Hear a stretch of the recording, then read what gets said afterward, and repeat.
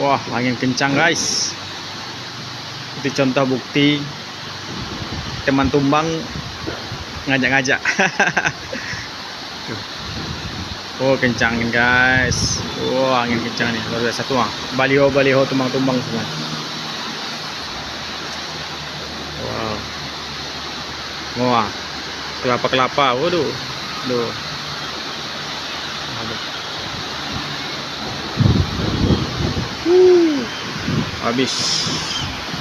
Kencang angin guys.